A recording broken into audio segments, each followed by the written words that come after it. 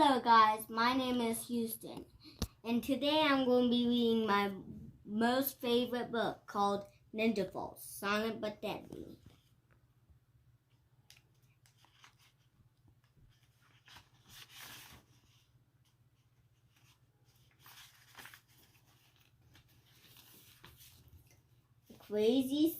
A crazy, stinky thing. Oh no, there were so many ninjas chasing me. I started jumping from tree to tree, leaping so fast that the forest was turning into a green door. I need to think of something fast. I'm a ninja. What do ninjas do in this situations? They remember little teachings. My master always told me the way of a ninja is to be as sneaky as possible. But when that doesn't work, create a fog cloud so smelly and thick that nobody could possibly follow you.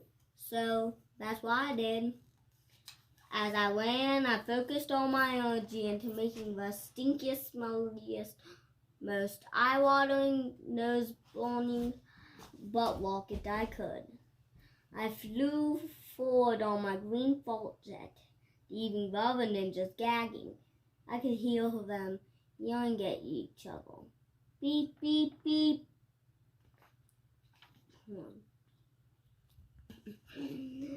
Why I hate my alarm clock. Stupid alarm clock. That was the best dream I'd ever had. Milo! Milo! That was my mom calling me. Milo! She was making sure I was awake. Isn't that what alarms are for? I'm awake! I yelled back at my mom. My room smelled terrible. I must have been sleep faulting again. I guess if you fall in your dreams, you fall in real life. I got out of bed and got dressed for school. Mom would be mad if I was late again. The problem was that my stomach was making some gurgling noises. I guess I didn't get quite all the faults out in my dreams. I followed so loud and powerfully that I flew down my stairs. Now I'm going to show you what it means. Like, if I flip the page, it does to the pixel valves on it. But you flip it once and then you figure out what it's talking about. I blame my mom. Milo, you know how I feel about faulting. My mom said, faulting is gross and rude. You should stop doing it.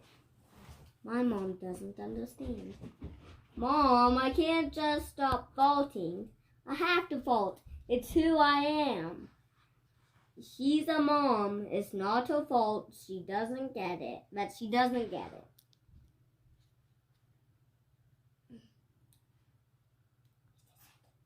Yes. I sat down at the table waiting for breakfast. She brought me a plate full of eggs and beans. My mom really doesn't get it. The bully on the bus. I ate my breakfast and went outside to wait for the bus. My stomach was already telling me that this was going to be a faulty day. I just hope Bobby Buttscratcher wasn't there. He was the meanest kid I knew. I got on the bus as I pulled up and oh boy, Bobby was there, faulting. He actually grabbed another kid's face and faulted into it so hard that Bobby flew into his seat he left a fault trail floating behind him. Now, whenever I read this fault, like I thought that said no, not that. No. He actually grabbed another kid's face and vaulted in it so hard that Bobby flew into his face. That's what I thought it was like. I actually read this. How did I not know that? Sort of like a shooting star. It was beautiful in a gross green bolt trail kind of way. The poor kid who got his face fallen into was completely knocked out with his head in a gas cloud. Yield science class. We finally got to school. My day always starts with science class.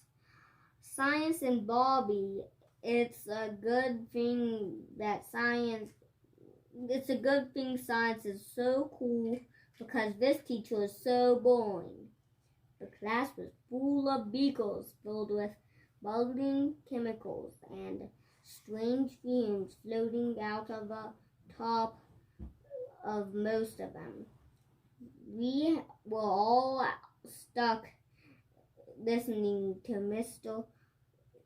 Biggins drone on and on about something. I didn't really know he was too boring to listen to.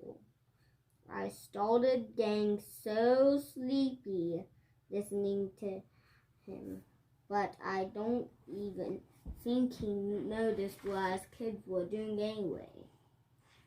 He just loved to talk. I could feel my eyelids getting heavy sitting at my desk.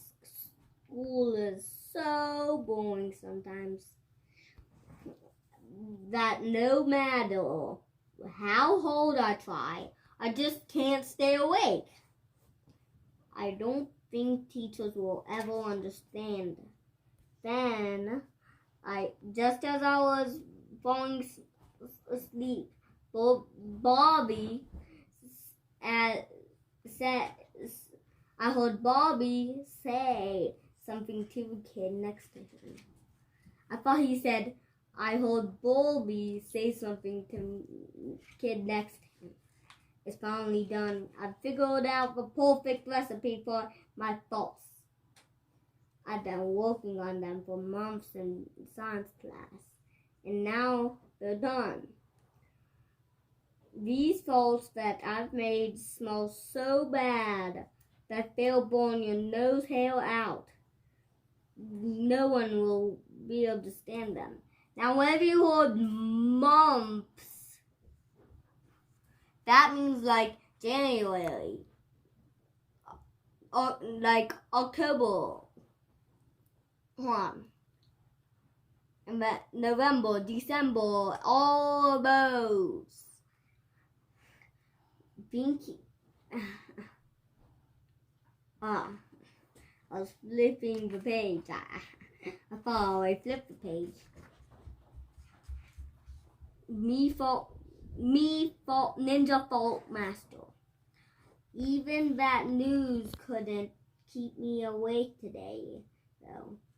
I felt myself fall into the dream world where I was once again a ninja, this time standing outside a giant castle. I had to get inside and I had to go unseen as ninjas must. This fortress seemed impossible to get into. But there were no walls that could keep this fault ninja, out. I snuck up to the front gate, hidden by the dark night. Now, guys, I want to tell you something. I read this book, but 3 days once, 2 days once, and then 1 day in 1 year before 1 month. I read this book all day, all the time. I never even changed the book. The terrible fault king. There was a group of armed guards at the front, making sure no one got in or out. I ran up the walls and jumped over the guards and made my way to the throne room. When I got there, I saw King Bobby Butt Scratcher sitting in his throne, yelling at his subjects. I need more faults. My people aren't paying the fault tax. How's my kingdom supposed to function without the faults? Faults? Faults. I know you have more faults than... No, not that one. Actually, that's the one. Bobby slammed on his throne and stood up. He pointed at a frail old man who was on his knees. Where are my faults? You're late on your fault tax. Can't pay the fault tax. The old man was shaking from head to toe, standing in front of Bobby. Please, King Bobby, my family has folded all we can for you. We don't have any faults left. My family is all our faults, the old man explained. All our faults? There are always more faults, and you will give me them now. King Bobby stood up and walked towards the old man until he was standing over him. Now guys, maybe you could pause the video and type in a comment, okay? If you can. I'm going to flip the page.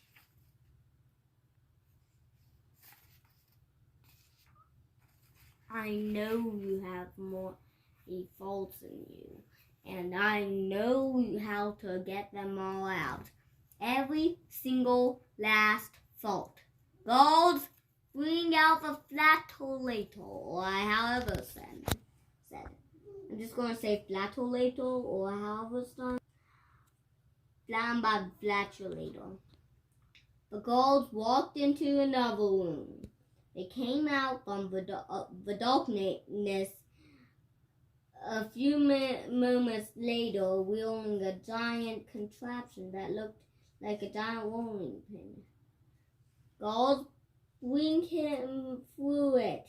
He will pay his fault tax one way or another, King Bobby declared.